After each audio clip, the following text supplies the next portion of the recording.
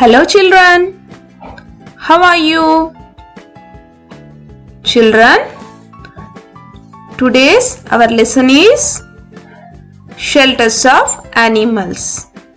In the previous session, we have already learnt about land animals, water living animals and the shelters of different birds and animals.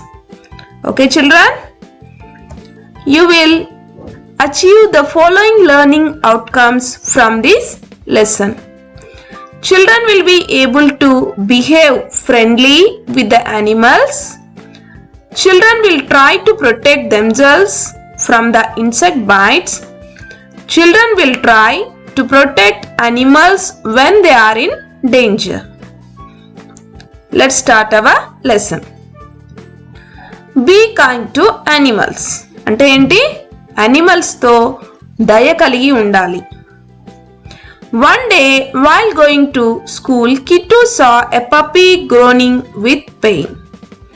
Its leg was wounded. Kittu took the puppy home and showed it to his father. He tied a bandage around the wound. Kittu fed the puppy with milk. Puppy felt happy and licked Kittu, wagging its tail. Kittu named it Pinky. From that day, Pinky became a member of Kittu's family. All the teachers and friends at school appreciated him for helping the dog and showing kindness. One day, what happened? When Kittu was going to school, he saw a puppy. పప్పి అంటే ఏంటి? కుక్క పిల్ల. అది బాధతో అరుస్తూ ఉందట. It's leg was wounded అంటే దాని కాలికి గాయమైందట. కిట్టు ఏం చేశాడు అప్పుడు? Took the puppy home and showed it to his father. ఆ పప్పీని ఇంటికి తీసుకొచ్చేసి వాళ్ళ ఫాదర్కి చూయించాడు. అప్పుడు వాళ్ళ నాన్న ఏం చేశాడు? టైడ్ ఎ బ్యాండేజ్, మంచిగా బ్యాండేజ్ కట్టేశాడు. ఎక్కడ? ఆ woundకి అంటే ఆ గాయానికి బ్యాండేజ్ ని కట్టాడు. Kittu fed the puppy with milk. Kittu ఏం చేశాడు? మిల్క్ అంటే పాలను తెచ్చి పప్పీకి తాగించాడు. Puppy felt happy.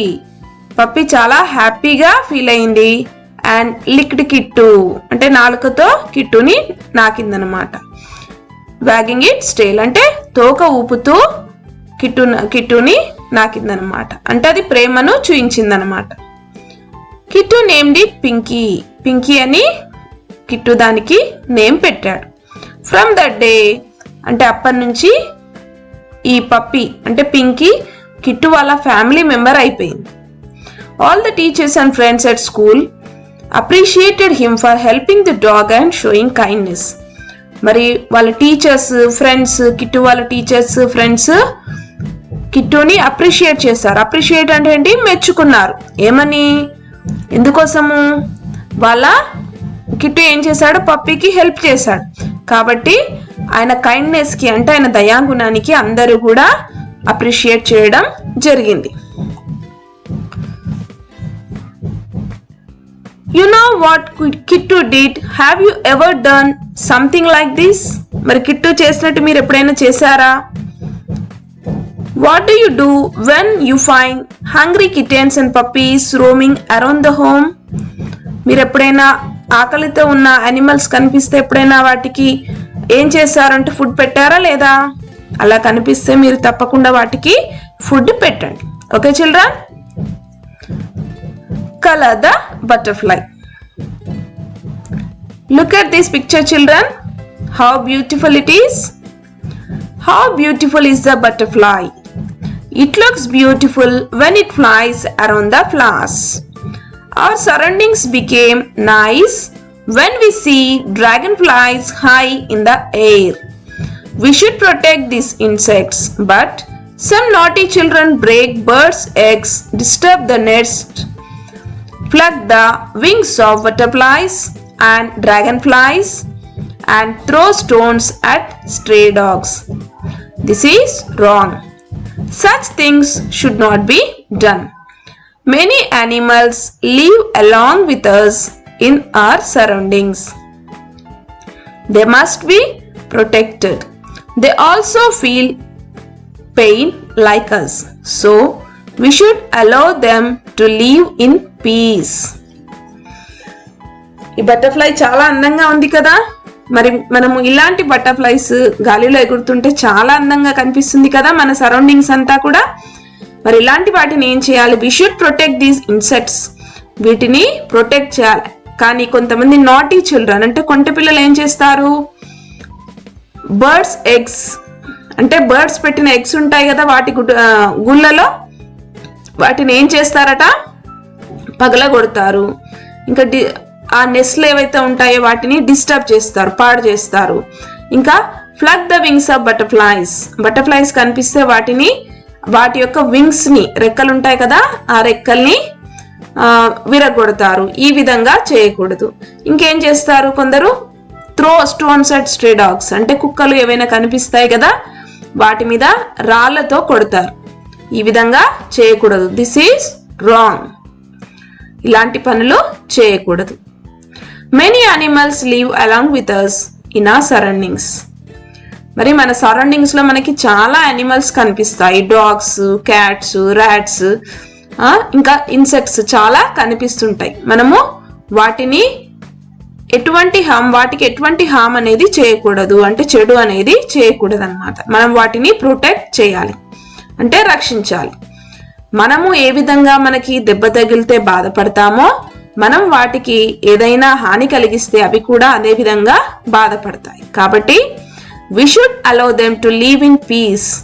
మనం వాటిని హాయిగా బతకనివ్వాలి. మనం వాటికి ఎటువంటి హాని తలపెట్టకూడదు.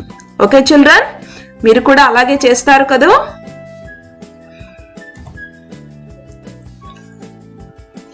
Children, look at this picture. Different types of insects are there here. Where you have seen them? Yes, you may have seen butterfly, ant, grasshopper, dragonfly, isn't it? Cockroach. Okay children, I think you have seen these in your gardens or at your homes. మీ ఇండ్లలో కానీ మీ gardens లో కానీ వీటిని చూసి ఉంటారు కదా children. What happens when insects byte?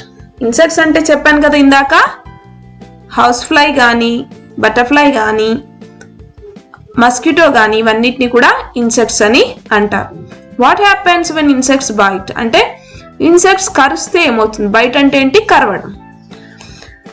Raju's grandfather got cold and fever. He was taken to the doctor.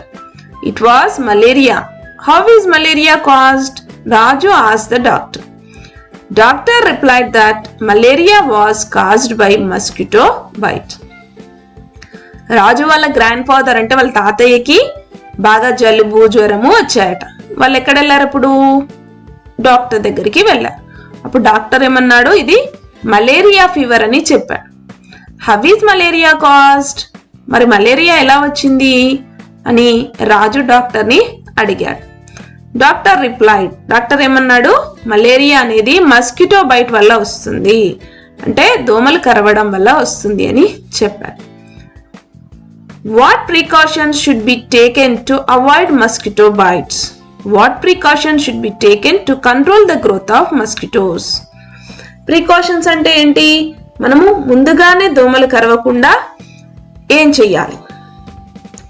What precautions should be taken అంటే అవి దోమలు పెరగకుండా మనము ఎటువంటి ప్రికాషన్స్, జాగ్రత్తలు అనేవి తీసుకోవాలి. Have you seen these? Say why do we use them? Look at these pictures children. What is the first one? Here two boys are covered with net and they are sleeping. వాళ్ళు net కట్టుకొని పడుకున్నారు. ఎందుకు? దోమలు రాకుండా ఉండడానికి. Here what is the second picture? Yes, this is liquid. Good night or all out. We will use this to avoid mosquito bites.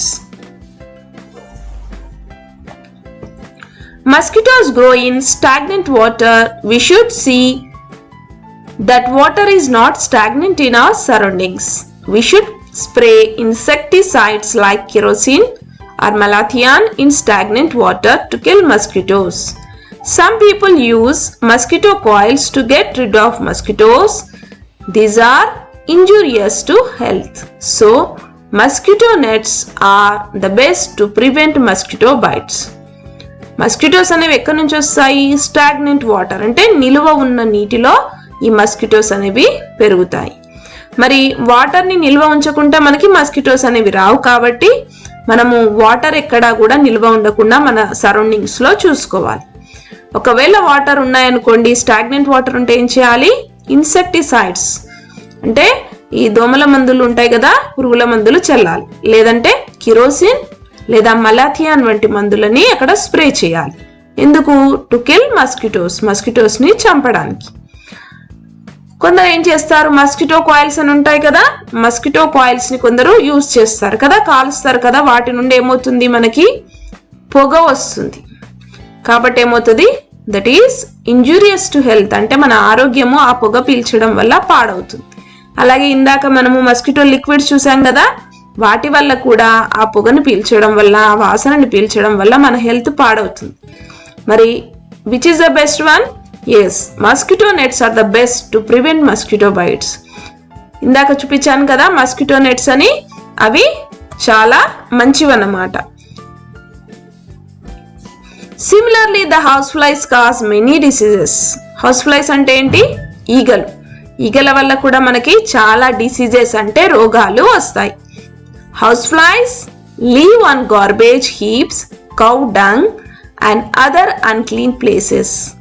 మరి ఇందాక mosquitoes ఎక్కడ ఉంటాయని చెప్పాము? స్టాగ్నెంట్ వాటర్ అన్నాం కదా. మరి హౌస్ ఫ్లైస్ ఎక్కడ ఉంటాయి? గార్బేజ్ హీప్స్ అంటే చెత్త కుప్పల పైన, ఇంకా ఊళ్ళల్లో పేడ అది ఉంటుంది కదా, డంగ్ అంటే ఏంటి? పేడ. ఇంకా అదర్ అన్క్లీన్ ప్లేసెస్, ఎక్కడైతే ప్లేసెస్ క్లీన్ గా ఉండవో అక్కడ ఈ హౌస్ ఫ్లైస్ అనేవి ఉంటాయి. The disease causing bacteria reach our food through infected flies. మరి మనకి ఏ విధంగా ఈ హౌస్ ఫ్లైస్ ద్వారా డిసీజెస్ వస్తాయి? డిసీజెస్ కలుగచేసే బ్యాక్టీరియా ఏదైతే ఉంటుందో దాన్ని ఈ హౌస్ ఫ్లైస్ తీసుకొని వస్తాయన్నమాట. When we eat this infected food, we are affected by cholera, typhoid and other diseases.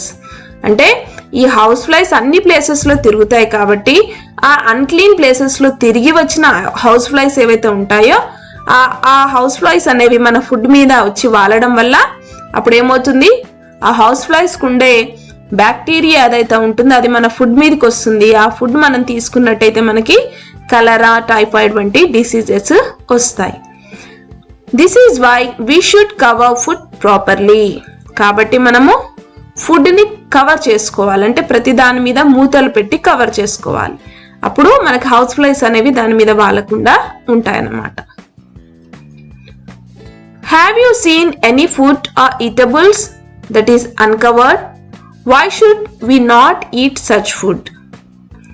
మీరు ఎప్పుడైనా అన్కవర్డ్ ఫుడ్ ఎప్పుడైనా చూసారా? అన్కవర్డ్ అంటే పైన మూత పెట్టని ఫుడ్ చూసారా? మీరు బయటికి బజార్లోకి వెళ్ళినప్పుడు, మార్కెట్లోకి వెళ్ళినప్పుడు మనకు అక్కడ చాలా మంది పానీపూరి అని లేకపోతే రకరకాల ఈటబుల్స్ అంటే తినే పదార్థాలు అమ్ముతూ ఉంటారు. వాళ్ళు ఏం చేస్తారు, వాటిపైన మూతలు పెట్టరు. అలాంటి ఫుడ్ తింటే ఏమవుతుంది? వి విల్ బికమ్ ఇల్, అంటే సిక్ అయిపోతాం అనమాట. అలాంటి ఫుడ్ తింటే మనము అలాంటి ఫుడ్ మీద ఏమవుతుంది, హౌస్ ఫ్లైస్ కానీ ఇంకేమైనా ఇన్సెక్ట్స్ కానీ వచ్చి వాళ్ళు ఉంటాయి. కాబట్టి మనకి అలాంటి ఫుడ్ తినడం వల్ల డిసీజెస్ వచ్చే అవకాశం ఉంటుందన్నమాట. To control the growth of mosquitoes and house flies we should see that the water is not stagnant in our surroundings. మరి మస్కిటోస్ని, హౌస్ ఫ్లైస్ని ఇవి రెండు కూడా మనకి ఏం చేస్తున్నాయి, డిసీజెస్ అనేవి కలుగజేస్తున్నాయి. కాబట్టి మనం ఇవి లేకుండా ఉండాలంటే ఏం చేయాలి, వాటర్ నిల్వ ఉండకుండా అంటే స్టాగ్నెంట్గా ఉండకుండా చూసుకోవాలి. త్రో గార్బేజ్ ఇన్ డస్ట్బిన్స్, అంటే గార్బేజ్ అంటే ఏంటి, చెత్తని డస్ట్బిన్లో వేయాలి. Spray kerosene or malathion on stagnant water. అంటే నిల్వ స్టాగ్నెంట్ వాటర్ పైన ఏం చేయాలి, కిరోసిన్ కానీ మలాథియాన్ అని స్ప్రే చేయాలి. Our surrounding should be neat and clean without pot holes and garbage. మన సరౌండింగ్స్ ఎప్పుడు కూడా నీట్గా ఉండాలి. అలాగే పాట్ హోల్స్ అంటే ఏవైనా కుండలు ఉన్నాయనుకోండి, ఆ హోల్స్లో ఏమవుతుంది, వాటర్ అనేవి స్టాగ్నెంట్గా ఉంటే దోమలు ఎక్కువగా వచ్చే అవకాశం ఉంటుంది. కాబట్టి ఆ చెత్త, ఈ పాట్ హోల్స్ ఇవి లేకుండా చూసుకోవాలి. We should maintain cleanliness in and around our house and our surroundings.